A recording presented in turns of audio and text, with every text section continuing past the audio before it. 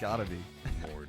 Well, you ready to knock into this thing, man? Yeah, let's get into it. All right, everybody, welcome back to the Jameson on the Rocks podcast. Today I have with me Mr. Jarrod. But I was looking at your Instagram today. What is your full name, Jarrod? My name is Jarrod. Okay. So it's Jarrod Miller, but I go by J-Rod. Okay, for simplicity? For simplicity and people... It's got a nice ring to it. Yeah, I like it. Yeah, okay, cool. I just wanted to make sure I was getting this right because I was looking at your Instagram today. I was like, fuck, I hope I haven't been calling the wrong thing all this time, man. Nah, it was actually a nickname that a friend of mine gave me in 8th grade.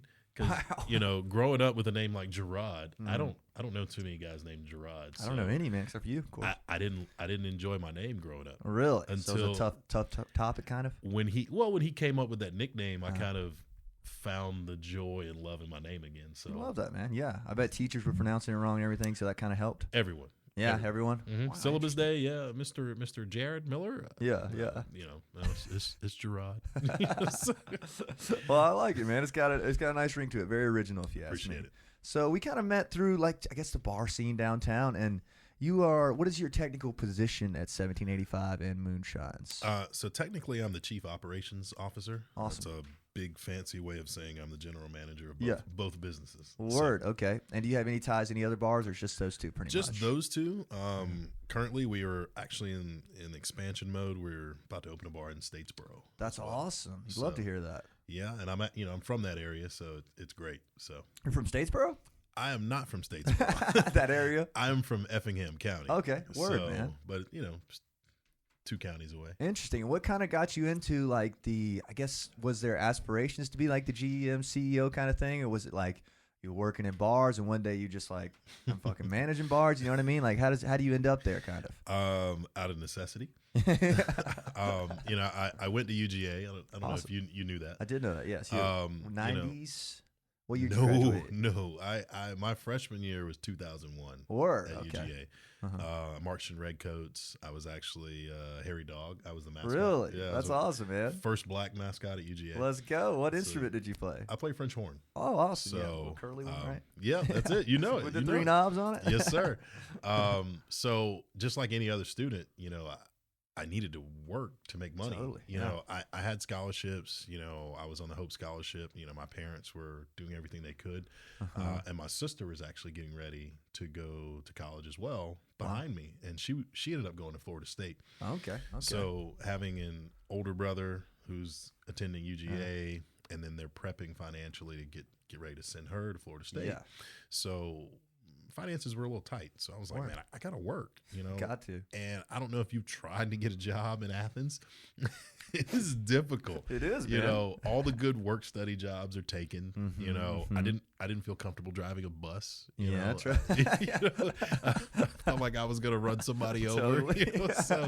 So I never really looked into that. And I always felt like I had friends that were waiters, servers, and industry places, kind of stuff. And they always talked about they made great money, it worked with their schedule, and I knew that either working at a restaurant or working at a bar was going to be my ticket to kind of paying bills. Yeah, totally. And such. And I kind of, no disrespect to restaurants, but I always felt like that was like labor.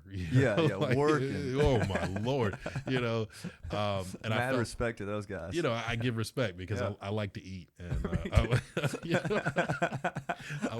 I like to be served while I'm eating. So, but for me, I always felt like I'm always at the bars. Now was I always at the bars of age? No, no. I was an undergrad like everybody else. Trying to show my fake ID. Totally. Show tilt my head down so he doesn't wear look a hat. I was like, come on, man. Please. I think that's an era everybody needs to go through. So, I went through that struggle, so I can pinpoint him when I see him coming to my bar. But yeah, I knew that I was going to be at the bars anyhow. So I was like, man, like all of my friends are going to be at these bars that I want to go to. I should work at a bar. Yeah. So instead of spending money, I could be making money, and I'm already going to be where my friends are anyway. So it was a natural transition for me while I was still an undergrad. And I was always kind of one of those people who I never just wanted to do something without giving it my best. Totally. So obviously I start working, and within 3 months I was head of security. What? Yeah. That's really fast. What bars were you working at? Anything in particular? So the bar that I first started working at is actually no longer. They change the names every couple of years. Well, right? it was sold. Okay. Gotcha. So the space where Cloud is, Yeah. it was called the Loft. Okay. And I actually was part of the first crew of that business. Okay.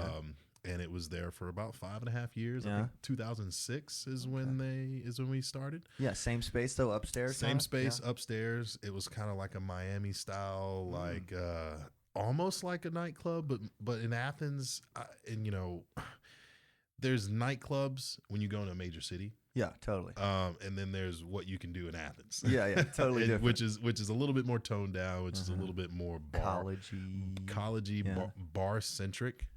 It's not 100% what you would expect as a nightclub. It's probably more like 65% of what would be. It's a good ratio in Athens. You know what I mean? Be considered a traditional nightclub. All the trimmings of a real authentic nightclub. Okay.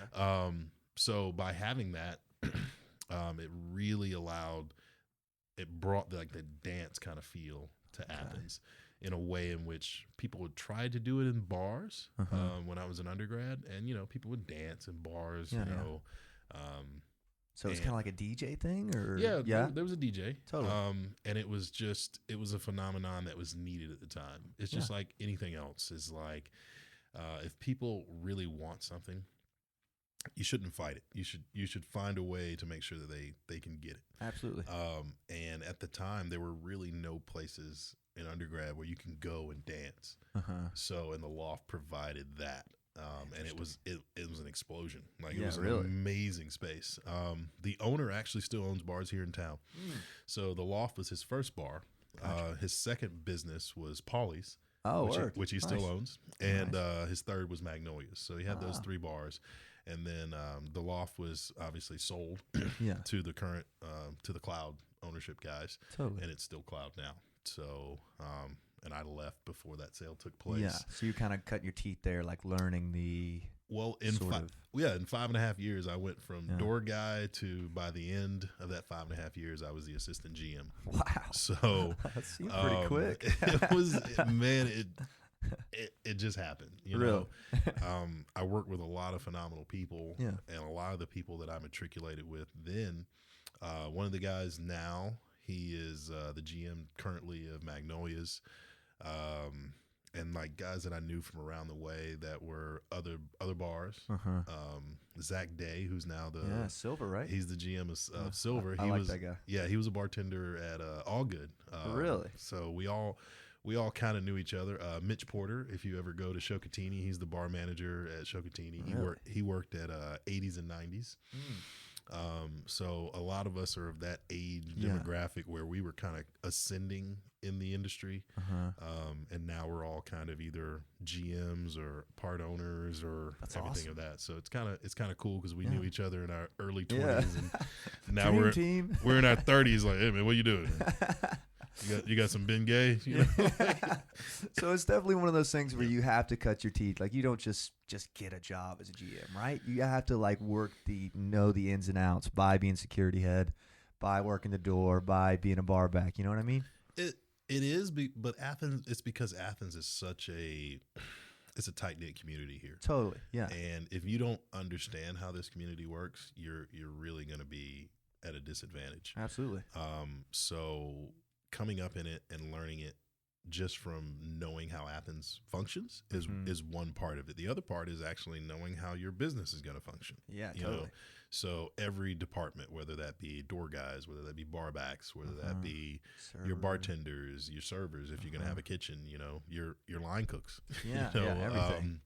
And then having a way in which you're going to put all that together, and that's just the structure on the inside. How is that business going to function? What demographic are you going for? What niche kind of? What kind of music are you going to be playing? Yeah. What are your hours going to be? So all of these things kind of go into this factor of what do I want and what do I envision for my business? Absolutely. And then how do I go about putting that into the world? How do I make that a reality? That's super interesting. You know, and doing that for multiple businesses becomes Sounds exhausting. Yeah, it keeps me up at night. Yeah. So, I mean, having 1785, which is much more of a, it's chaos in a bottle. Yeah. If you will, which is Really great. good way to put it. Well, it's because, we could put so many bodies in there. Yeah. Is it the biggest cap in Athens or? I believe we're we're top 3. It's between us, Warehouse, and Georgia Theater. Word. You know, so I mean, that many bodies in a business, the crowd almost feels like it comes alive and it takes on a personality of its own, which I love. It feels like a rave. If you've ever been to like a live music event or a rave and everyone's really jamming to a song and the hands are in the air and they're going crazy, like that's what I love in this industry, and I've had to grow to love kind of the opposite of that, which is kind of what we have at Moonshine, which is more of kind of the stand around, kind of chill talk bar. I love that as well. So I've been able to change gears from what was my first love in the industry to kind of also say, man, I appreciate this for what it is as well, and I have a love for that as well. So it definitely allows some dexterity with what we do as like a both business. sides of a coin, kind of. Yeah, because you go to one place to talk to your buddies and one to jump around. You and never get bored. On. I kind of look at it as, and I see people now who appreciate both. Who go to both. So I'll see people who start their night at Moonshine, get warmed up, and they'll get a little tipsy. They go, oh, I want to go dance. I want to go dance now. So I don't know about you, but like, when I was an undergrad, like I'm not gonna dance sober. No shot, bro. I'm not right doing now, it. I'm not gonna do it. Today.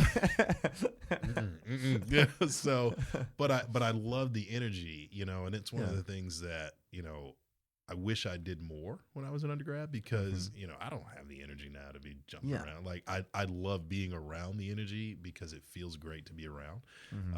But we kind of didn't realize that it was like an era that would eventually kind of pass. You know what I mean? Well, when you're 21, 22, you expect you're 10 foot tall and bulletproof. Maybe 20 foot. Yeah, maybe, So. That's so interesting, man. And like when you're working your way up, you said 5.5 years, you end up like assistant GMing. And then like where does it become to where like somebody's like straight up trusting you to like manage their bar? Do you know what I mean? Because that's a leap of faith in somebody. Like you got the keys. You got the keys. Depending upon the owner, you're the captain of making sure that their life savings is taken care of. Yes. Because it depends. You could be dealing with an owner who has saved up for a great portion of their life to get to this point, and they're entrusting you to see their vision through. I never thought of it that way, man. That's great.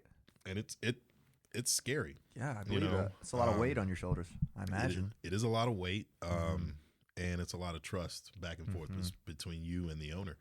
And you don't want to let that person down. I mean, totally. Really, you don't want to let yourself down because here's the other side of that coin. Let's say you don't live up to those things and you fail as a GM. How many more opportunities are you going to get from any other owners? True. Because it's a big shot. To take their money and try to expand upon it. So it becomes a lot. I liken it to like the head football coach. They just want you to win. Okay? Yeah, just win the game. Al Davis, baby, just win, baby, win. That's it. At the end of the day, that's it. Nobody wants to hear about losses. That's so well put, man. And to kind of round back on what you were saying a minute ago, you were saying that if you don't really understand how the Athens kind of network works, like you won't really succeed. Can you kind of like, that's super interesting to me. Can you kind of tell me what you mean by that? Does that question make sense? Like it makes sense. Yeah? I mean, being a student at UGA, when I got to campus my freshman year, there was things that were just integrated for students, and it was on campus. Yeah. And then when you left campus with students.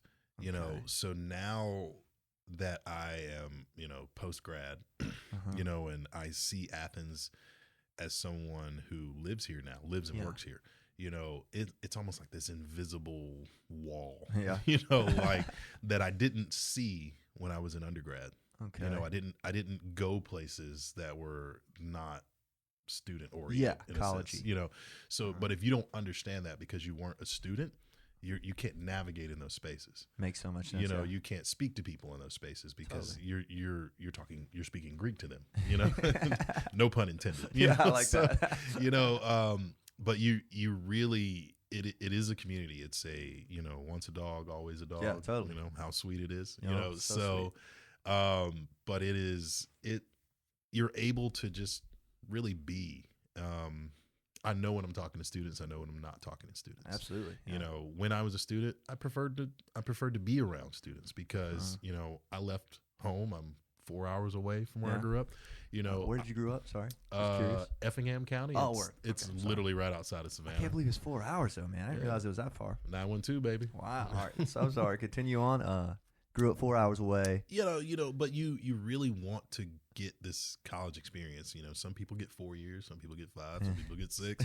You know, so but you really want to soak it up because once you get that degree, once you go out in the real world, you're really gonna look back on these years and kind of go, man, what a time! It went by so fast. Yes. You know, and I tried to do everything I possibly could in undergrad. You know, but I definitely, I don't regret it.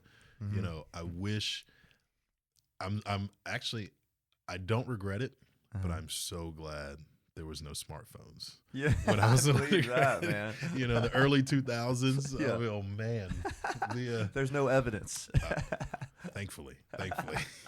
So, you guys are like the last little generation to get no smartphones, man. We got lucky. Yeah. You know, as we were getting out of undergrad is when the smartphone kind of era started. The Motorola started showing up. Yeah. Well, you know, you get on Facebook Live now in 2 seconds. Yeah. Like, no, absolutely not. It's the last thing you needed when you were 19 in a bar. Because I could just see my parents seeing the things that I Tuning did. In. Oh man. Oh no. Man. You don't need those things if you have helicopter parents. You know, like helicopter parents. You don't need those things. You know, what does that mean? You never heard the term helicopter parents? So. Like the parents that just hover over their kids. And, That's great. No, little Johnny and you know, little Susie can't go anywhere without the parents knowing exactly what they're doing. Yeah, no. I need some freedom. Yeah. That was the college point. That was 4 hours away. That was my freedom. You know, and you kind of learn how to network a little bit. Like you don't realize it, right? But are you like? You know what I mean? I mean, networking is great, you know, and like I said, I got the opportunity. I was in Redcoats, you know, for great. 4 years. And I think that was a great introduction to socializing, you know, in college. And they do a really good job of integrating new students and saying, hey, you just acquired 450 new friends, you know, in Redcoats. That's awesome. And I'd be lying if I said that every time we had practice at Redcoats, I'd see someone that I didn't even see the day before. I'm like, you're in Redcoats? That's wild. You're here? You've been here the whole year. You know? So it was. I can't believe it. What do you play? French horn. You're in my section? Nah, no way. So, but it really felt like that. You know, they're very warm and I love the Redcoats. I still do everything I can. I actually teach. In the summers, I teach Brookwood High School's band camp every summer. Yeah. I'm going to tell my age here, but I think I just completed my 18th or 19th year teaching their band camp in the summers. Awesome, man. Yeah. Like marching band kind of? Marching band, yeah. I mean, I started when I was 18. Wow, okay. You know, teaching their camp. So I loved marching band in high school. I only did it 1 year, but I loved it, man. Man, it's my favorite thing. And then, you know, I wasn't Hairy Dawg until my junior year. Okay, how did that come about? It came about from a dare. Oh, really? You know, friends of mine, they dared me. I don't know what we were talking about, but I saw Hairy Dawg from the stands in Redcoats. He was doing something, and I was like, I can do that. They were like, no, you can't. I'm like, no, I seriously can. They're like, whatever, I bet you can't. So I literally I'd already had a kind of networking with the cheerleading coach. Gotcha. So I literally went down immediately in my Redcoat suit, went to the cheerleading coach. I was like, what do I have to do to become Hairy Dawg? And she was like, J-Rod, you want to be Hairy Dawg? I was like, yes. So what do I need to do? And she told me about the tryout. She told me when it was, and she told me I can go online and kind of research everything before showing up. And so I'd already talked to a couple of the guys that were Hairy Dawg. Done some research. Done, Due diligence. Look, man, you're not going to bet me on something and then I'm not going to show up, So it's actually, man, it's a lot more serious than you would expect. It's a 3-day process, or it was a 3-day process. I actually got the opportunity with a couple of guys that were Hairy Dawg before, and we judged the Hairy Dawg competition. I want to say it was 2 years ago. It was right before COVID. Word. 2019, I guess. 2020. I believe so. So they asked us back to be able to judge. Really? So we judged for the Harrys, we judged for the Spike, and we judged for Mike Man as well. And that was a lot of nostalgia there. Yeah, that was kind of cool. But yeah, I mean I remember when they did it the first day, Mark Rick was there. They had Mark Rick. What an era. They had Vince Dooley. Woo. They had Coach Herrick, who was the basketball coach at the time. Okay. They had 2 professional mascots. One of the mascots from the Atlanta Hawks, Harry the Hawk, was there. The cheerleading coach, and if I'm not mistaken, the president of the university. It wasn't Moorhead. It wasn't Moorhead then. It was Michael Adams, if I'm not mistaken. So you're in there and you see all these faces of everyone that you see as an undergrad, and you're like, these are very important people. So there's some weight here. And they push you in the room. Now there's 120 people trying out for 6 spots. Wow. So there's 2 Harrys for football. There's 2 Harrys for basketball, and then there's 2 Spikes. Okay. So I wanted to be Harry. I didn't want to be Spike. Yeah. What is the difference? I don't think I've ever noticed, honestly. So Spike is the inflatable. Oh, gotcha. Yeah. Yeah. So there's 2 guys for each. So one guy will do one half, and another guy will do a second half. Totally. And the inflatable is a little bit different than the costume. Because they don't have it. It's nowhere near the same weight. Yeah. It doesn't require the same physical requirements. You can tell I'm a little biased as a former Hairy Dawg. Let one of the older Spikes hear this podcast. Be coming for you, I'm gonna get some text messages out of what's all this hate? What's all this Spike hate? No, there's some good guys, but I mean it really, you come in there, so they're asking you like these pageant style questions, and they're pushing like 20 people in this conference room at a time. I can't believe it's that many. That's awesome. Yeah. Hundreds? Wow. 120 people that try it out. And so they're asking you, the question they asked me was, what was the moral that your parents bestowed upon you that you thought is the most important? Big ask. And I was like, oh man, crazy question right there. This is just a dare.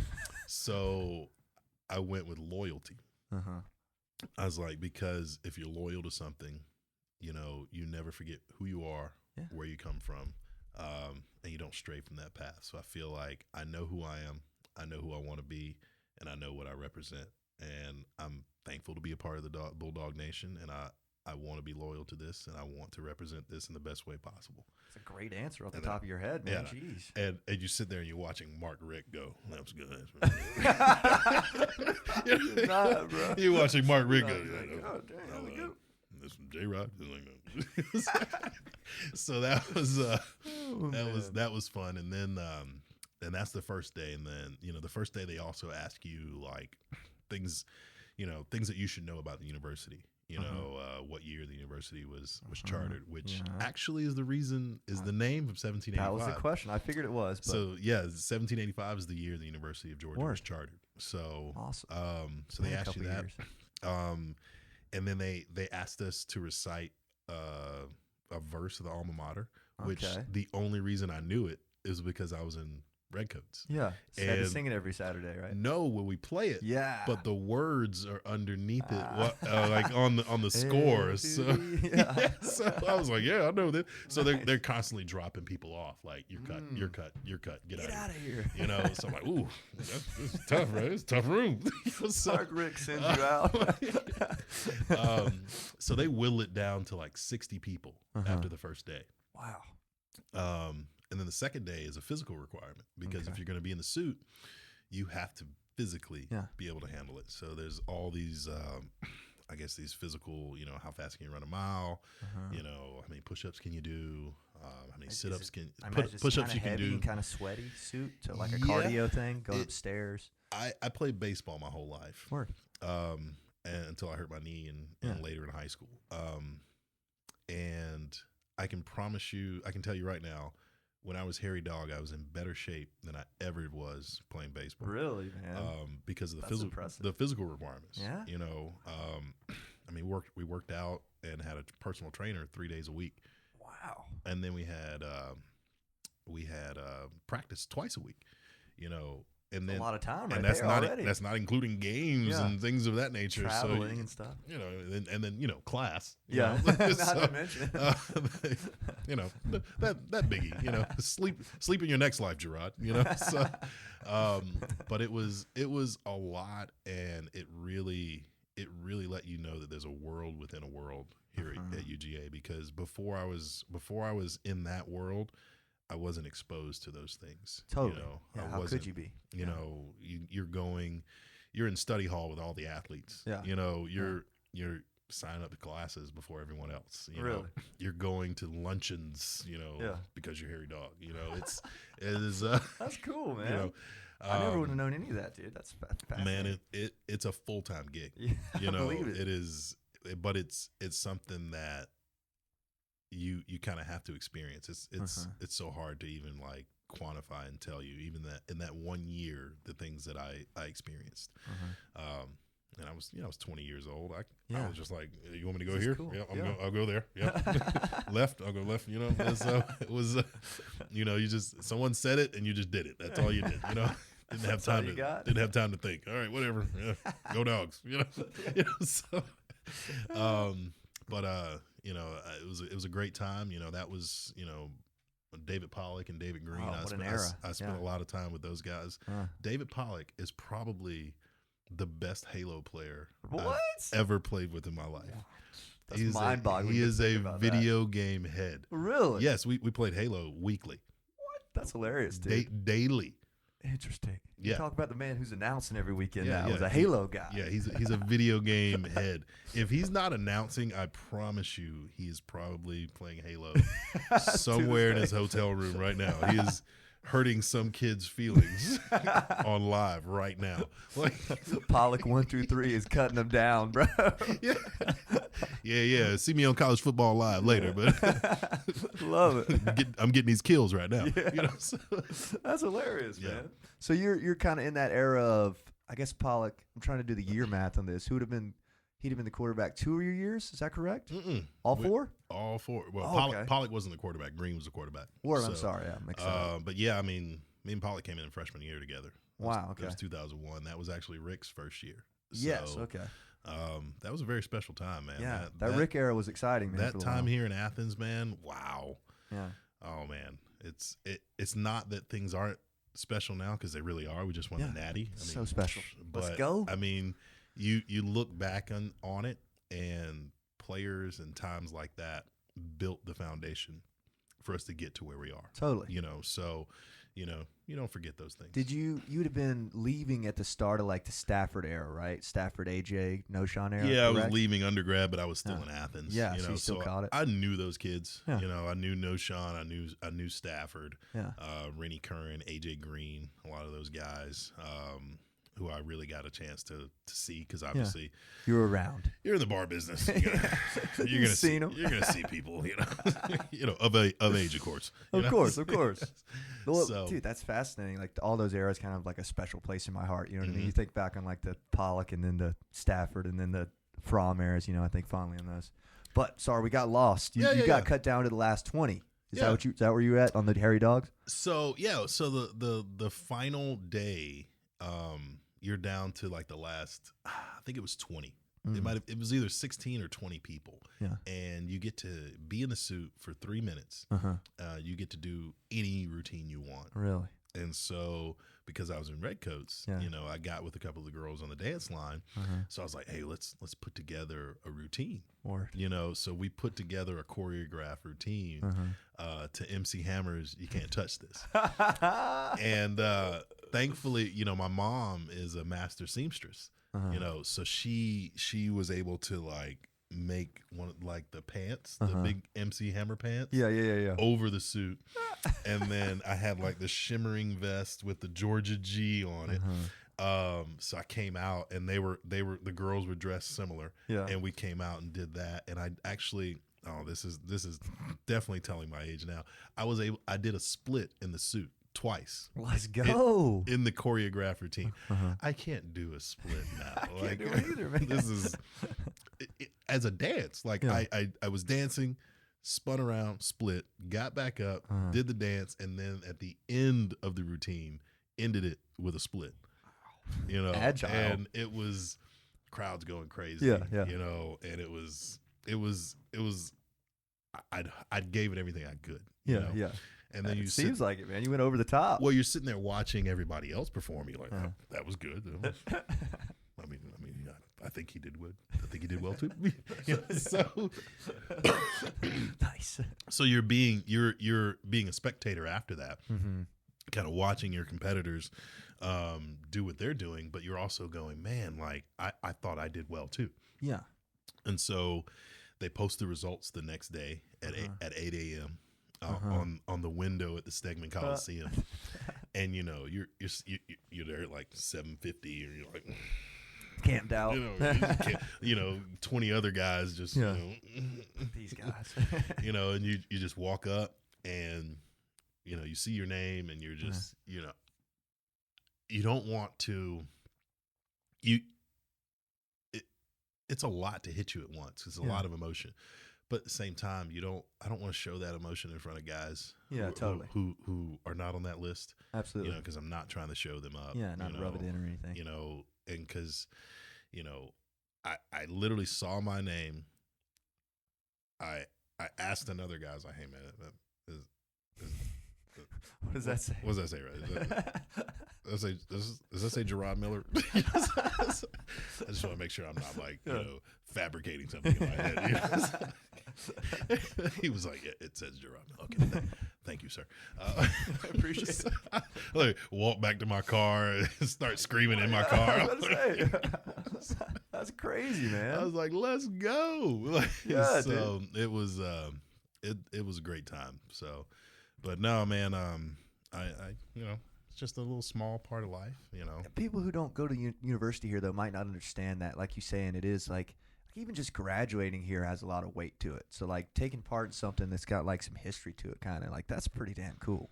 Well, the UGA alumni base is massive. Yeah, huge. I haven't been to, but I've heard there's a UGA bar in New York. What? Yes, I've heard of it. That's hype. I'm going to have to go. Yeah. I'm actually dating a young lady who is finishing up her doctorate in linguistics currently at NYU. Fancy. Go visit. Yeah, so I'll be in New York shortly. Well, let me know how this bar is. Like, it's UGA themed, or yes, UGA themed. Like, that's awesome. Which I'm like, what, in New York? Yeah. But I've seen pictures of it. I've seen video. So it's the real deal. Yeah, the alumni base is incredible. There's like, you can go on Facebook, like we were talking earlier. There's like groups for every city. It's like Colorado Dogs or Denver Dogs, and they just have places where they meet up and watch games. Like, that's just awesome. I mean, I'm just humbled to be able to be a part of that, Totally. And see alumni from every age bracket, and I, obviously I get kids that I manage at the bars now who are now younger alumni. So that's always cool. So I just feel like it's one big fraternity that just keeps growing and growing and growing. Exactly. So I love it. It's nice to be a part of it, man. I didn't realize that you had so much connection to it until now. So I'm glad we're doing this. So what part of that makes you like, I guess that kind of pageantry of it makes you want to name 1785 85, or did you have any part of that kind of? Yeah, I mean, we came to that name. Yeah. We came to it a couple of years ago, honestly, and we knew we wanted a name that was more synonymous with the university. Absolutely. And we kind of, you know, we thought, well, 1785, like, how can someone shorten that? You know, if I'm drunk, like, are people going to say 85 or are they going to say 17? You know, like, you know, because it, you know, with Moonshine, people go, oh, we're going to shine. Yeah. You know, got that slang. Right, you know, or if we're going to Silver Dollar, we're going to Silver. You know, we're going to Magnolias, we're going to Mags. Yeah, you know, double barrel, we're going to double. You know, like every when you're drunk, you shorten things. To shorten something. So we were like, how are people going to shorten this? Yeah. You know, how are we going to represent that? So, but obviously, it's definitely caught. It's caught on. Yeah, but I hear 17 though. I hear 17. Yeah, I hear 85. Yeah. Like, you know, just depends. But you know, for me, I really was like, man, like I hope people realize the significance of that name. Yeah, you know, because when it clicks, it makes a lot more sense, you know, than just a random year, of course. Yeah. So interesting. Well, when I was in Redcoats, the Shako, the helmet that we wear.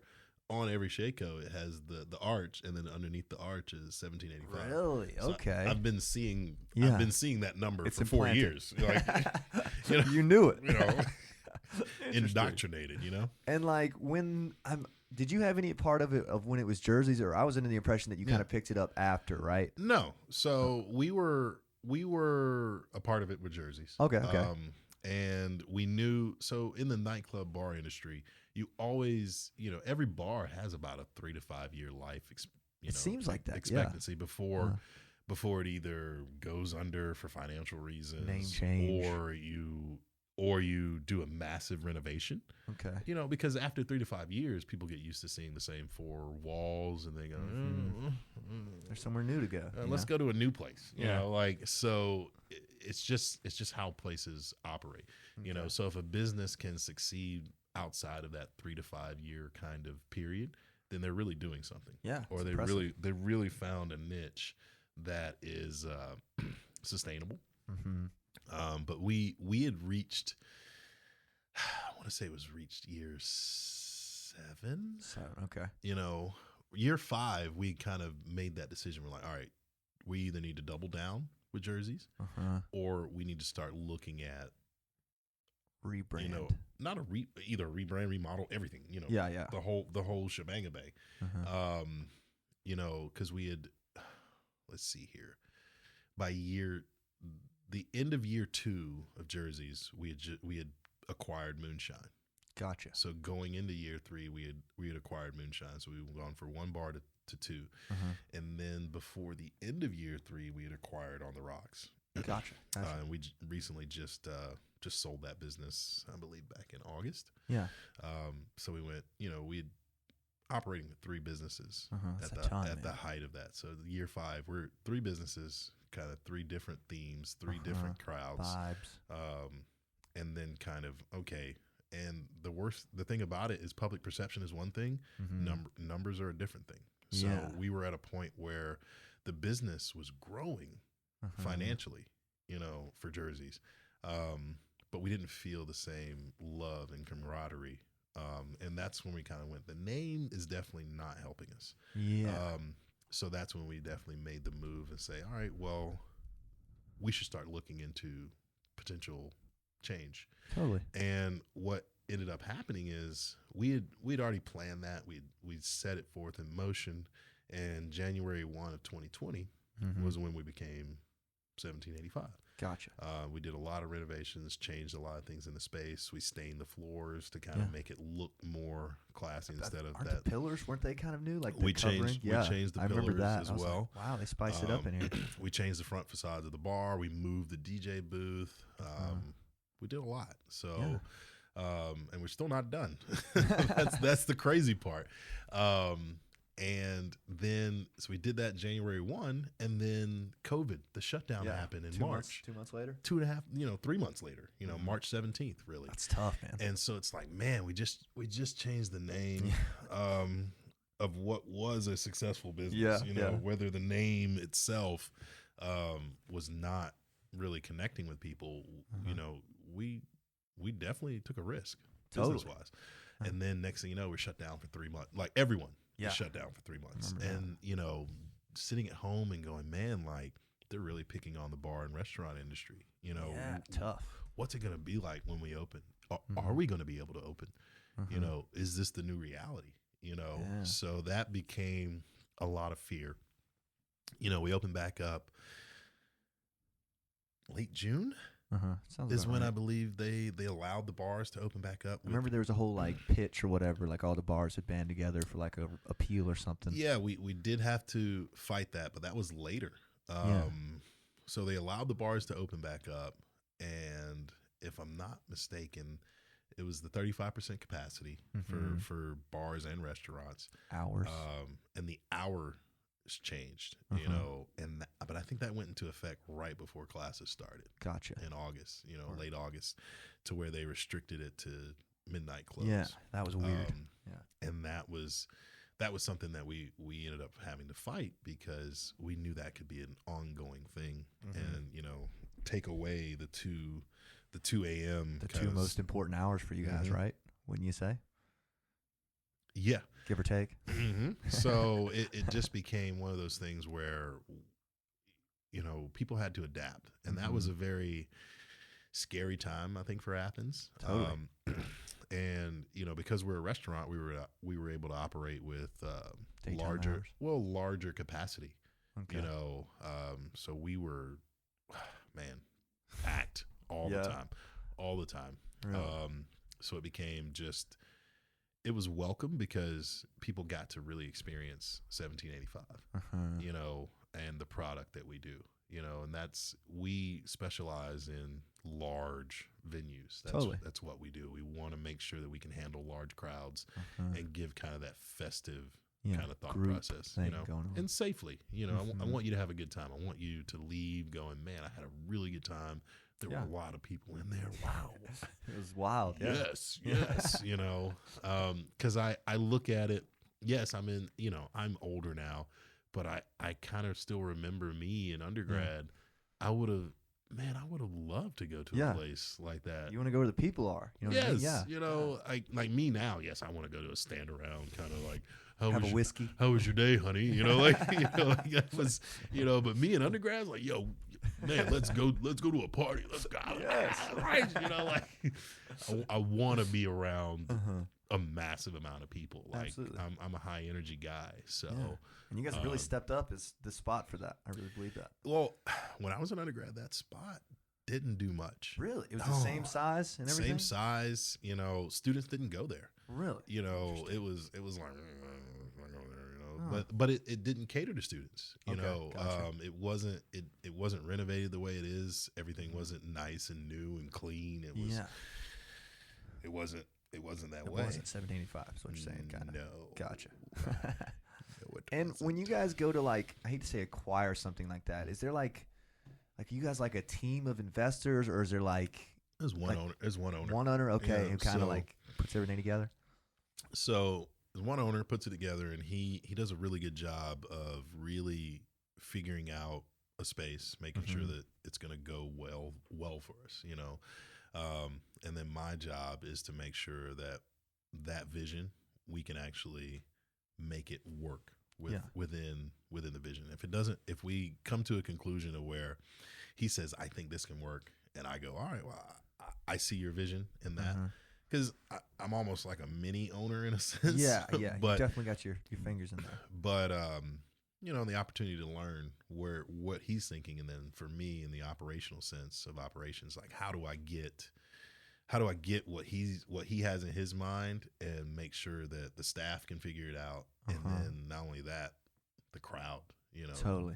The general public is going to go, whoa, I really like that. Yeah.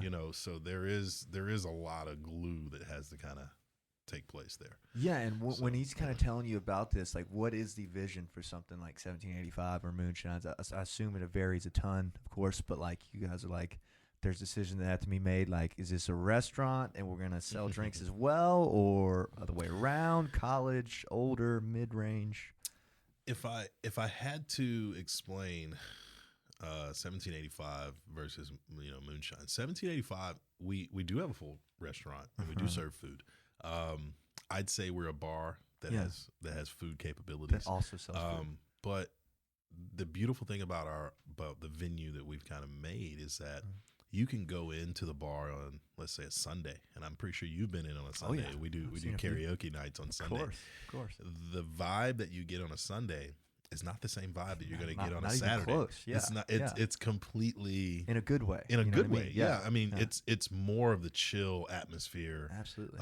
People are doing karaoke. People are eating. People are watching NFL, and it's more of a sit down kind of. We bring out more tables and chairs, and it has a different, more relaxed vibe as opposed to the night before on a Saturday. You got the dance floor, and people are throwing booty, and doing the nay or whatever the new dance is, it's all that. So every Drake song is playing. I don't know. But it has where there's different vibes. Yes. Whereas with Moonshine, that's the vibe. It's all always the vibe you're gonna get at Moonshine is gonna be every day, and that is the allure of that business. Gotcha. Some people love the different changes of 1785, because I can tell you the people that come on Sundays are not the same people that come on Saturdays. Yeah, totally. And the people who come on Wednesdays don't come. It's really. Is it Wing Wednesday? Wing Wednesday, man. It's great. 50-cent wings, 50-cent boneless. So is the name of the game kind of like staying lean and fluid, or I guess it depends because you're saying Moonshine's pretty much the same. Well, it's the same, but it offers a product that is still in line with what we want to do. We want to be clean. We want to be professional. We want to be able to give you a product. It's kind of like McDonaldization, where you go to McDonald's, you order a Big Mac. You want a Big Mac. Exactly. I don't want 2 fish sticks on my Big Mac. You didn't go there for a Frosty. What I mean? I want a Big Mac. Where's my Big Mac? I'm hungry now. So I mean, being able to provide that and letting people know that they have something they can rely on. I think that's one of the things that we do well with our businesses is that people get to go, I know what the product is, and I want that. So cool, Yes, or is the line long? Yeah, I know that. We're trying to get you in as quick as possible. Yeah. Is it cold? Yes, I know it's cold. We're all out there. But we want to make sure you get in and have that experience. And training your staff from door to bar back to bartenders.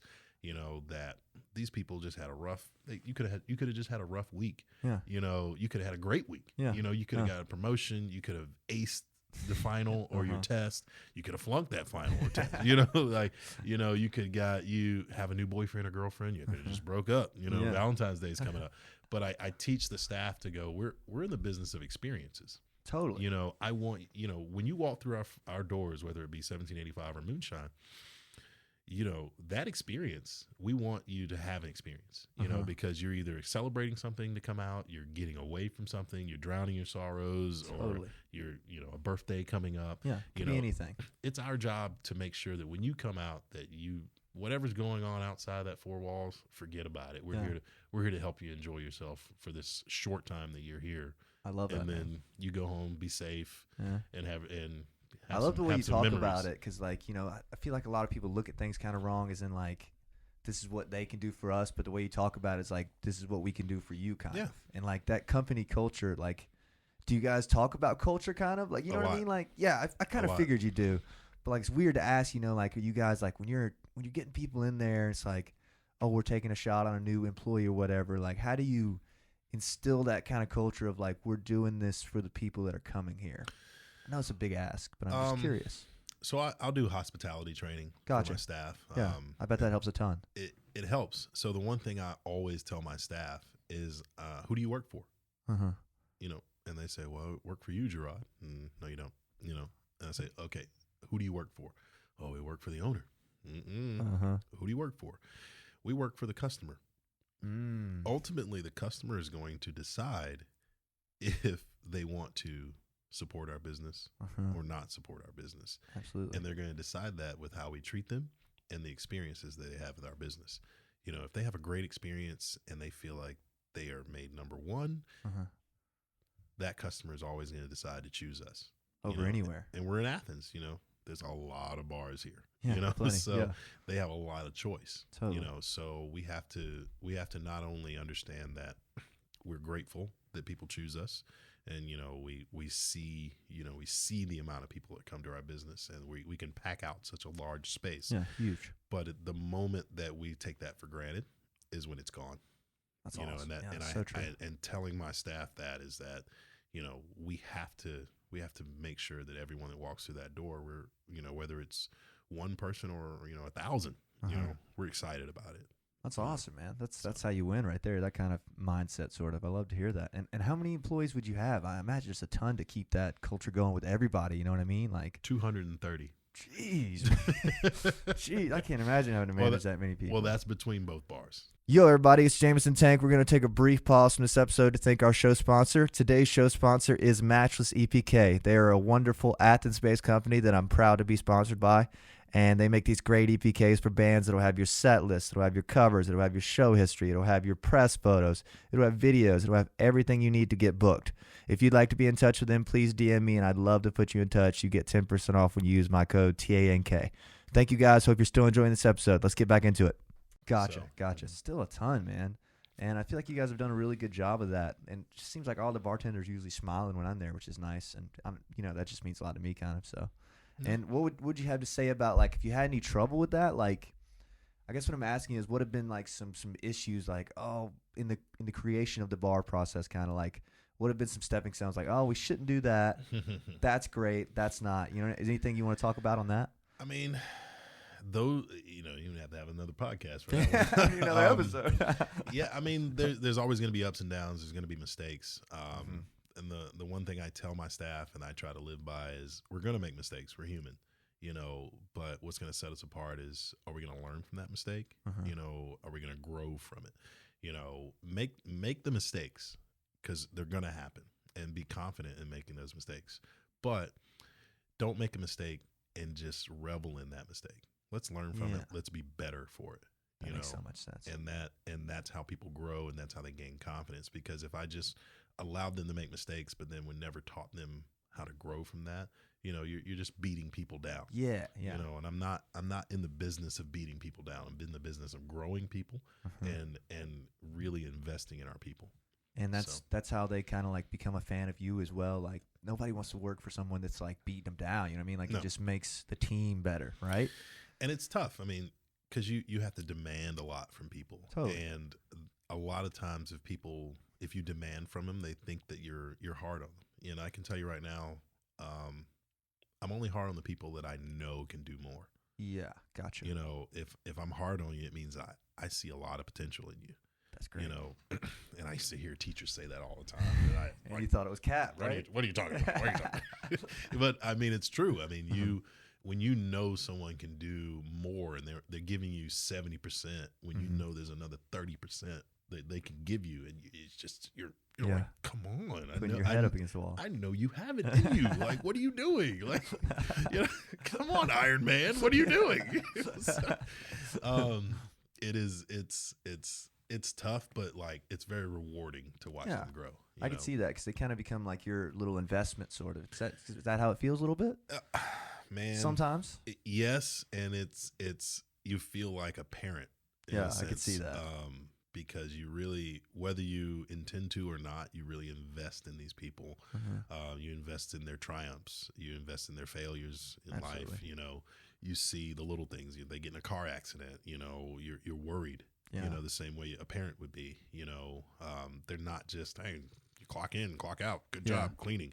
Get out of here. You really, you know, when they have struggles or fears, you know, they contact me. You know, they call me, and I'm like, okay, that's heavy, man. You know what I mean? What's going on? No, sit down. No, where are you? You know, things of that nature. And I think that also makes people want to be in a position where they work for someone who cares. You know? Absolutely. Now, I know there's only 24 hours in the day, and we're ever expanding, but I always tell my staff, I will carve out time for anything that you need. You know, I mean, please don't make me carve out time just for you to tell me about your Pokemon cards, you know, but you know, so keep it essential, you know, but yeah, I mean, if it is something that I have to stop what I'm doing to be able to help them and to help a young person, you know, I had one of my bartenders years ago, her sister, got an MIP and got arrested, and she was freaking out. So I had to go help bail her out, her sister out. And then, so she worked for me, and then eventually her sister worked for me. Oh, yeah. So it was, and the mother and father, the parents absolutely loved that, you know, that's a big leap of faith. Because I clearly could have just been like, not my problem, you know, but you know, they were like, our daughters are working for Jarrod. They're not working for anybody else. So it you know, it means more, you know, when people care. You know? Absolutely, dude. I couldn't agree more. I love the way you talk about it, man. It seems like you're really passionate about that kind of stuff. And everybody I know that does work for you, like Sammy Diaz and Josie Griswold, as I told you, they all talk very, very fondly of you, which is nice. And when you ever just like look around and like you're in your bar and you got 150 people working for you one night just grinding, you ever just look around and go, fuck, man, we're really doing something here. You know what I mean? You know, I know it's cheesy and all, but do you ever do that? I have those little Disney moments sometimes. Yeah, Disney moments. That's a good way to put it. I mean, I'm fortunate, man. I tell people, you know, I'm just a country boy. From South Georgia. You know, I'm able to live the dream. I'm in an industry in which I get to work hard and be around some amazing young people. Absolutely. And, you know, some of them I think will be in the bar business, you know, in the future, you know, whether it be in our company or out doing their own things. Some people will only be in the bar business while they're in undergrad. Totally. That's fine, you know, but the life lessons that they're going to learn working for us, how to work with others, you know, how to be a part of a team, you know, how to grow their skills in something that is new for them is going to be great, you know, for whatever they choose to do in life, and how to work hard at it and, you know, have some pride in it, you know. So I have people that are now in the corporate world. I have people that are now owning their own businesses and other, you know, that have worked for me in the past. That's exciting. So I get to keep tabs on them and kind of make sure they're on the, you know, some of them that are married with kids now, you know, that were 18 when they started. I'm like, it blows my mind, you know. So those memories I love, and I get to see a lot of those kids football season, you know, because people that are alumni always tend to come back for game days. So it's always great to see those faces and to see where life has taken them and how they've grown. That's fantastic. So I love that, you know. You're like a teacher, and you keep reaping the fruits of your labor. You know what I mean? You're like, oh wow, he's killing it. He's killing it. She's killing it. Well, and then I forget, man, I'm getting older in this scenario. So, you know, so that part is that part is bittersweet, but you know, I love it. The nostalgia's good, man. Yeah. What is I guess leading off that kind of, what is the like? Not the employee dynamic, but like maybe the bar dynamic downtown. I mean, we're in an hour, so we're going to be wrapping up shortly, but I had a few more little things I definitely want to ask you. Like when you guys see other bars open, like, is it like sort of a competition, or is it more of like you're homies with everybody at Silver Dollar, or like, is there a little bit of like, oh, they're doing Pong Day on Thursday, we better do it on Friday, or like when you see somewhere like Paloma open, are you like, dang it, another bar, or you know what I mean? What's that dynamic like? I mean, how your mindset is and how you approach this industry is going to dictate, you know, a lot. Totally. You know, you have to run your race. That's first off. You know, you have to believe in your product. You have to believe in how you're going about everything you're doing. But you also you can't have blinders on to where you're not paying attention to the market as well. You're not paying attention to how people are reacting to new or what's existing in the market. So if you're doing your due diligence, you are aware of your competitors, but it shouldn't rock you to the core. Yeah, you know? It shouldn't be a main drive. You know, for me, because I look at it not only as a competitor, but I look at it as cool and a place that I get to go when I'm not working. Totally.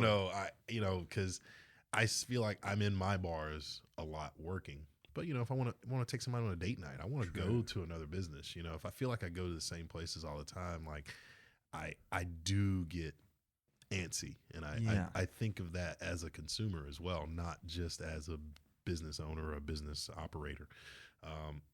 Where a consumer will say, man, I go to the same 3 bars every weekend, Monday through Sunday. Can somebody open up something else? So not me though. So I gather that. So people get excited about something new, or they want to try something new, or you get the McDonaldization effect. They go, well, I know what that offers. I don't know what they're offering. Totally. I don't know if I want a chili dog today, So it really is saying, look, this is what we offer. This is how we want to go about it. And then, working to make sure you connect with your audience. Absolutely, and that is why we work as hard, and why we try to teach people, I guess, the finer parts of the industry.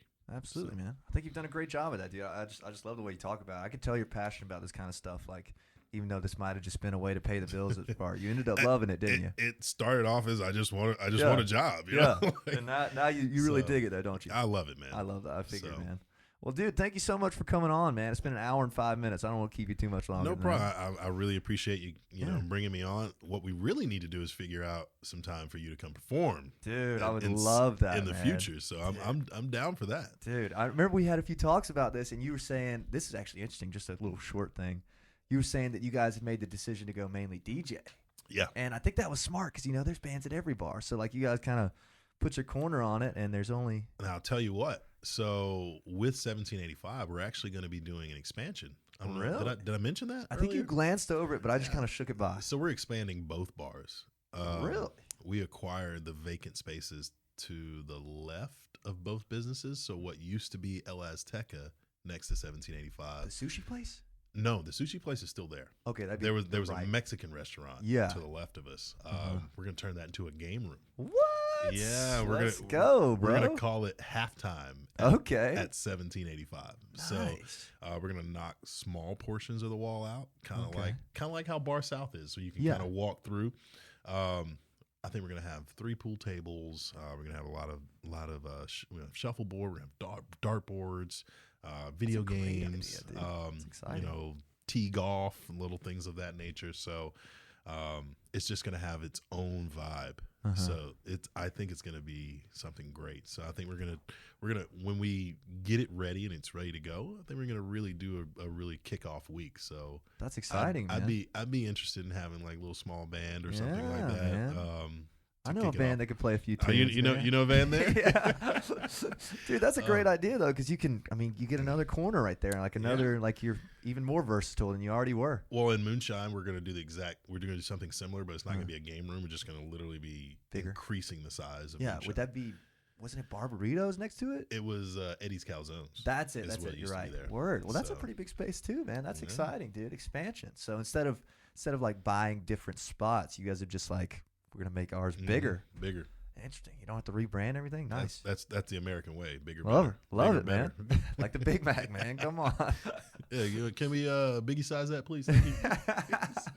Well, dude, thank you so much for coming in. Kind of tell the camera where everybody can look you up so they can check your stuff, your bar, Instagrams, all that stuff that you want people to know about you. Well, if you want to go, obviously 1785. I think it's 1785barandgrill.com. Sounds right.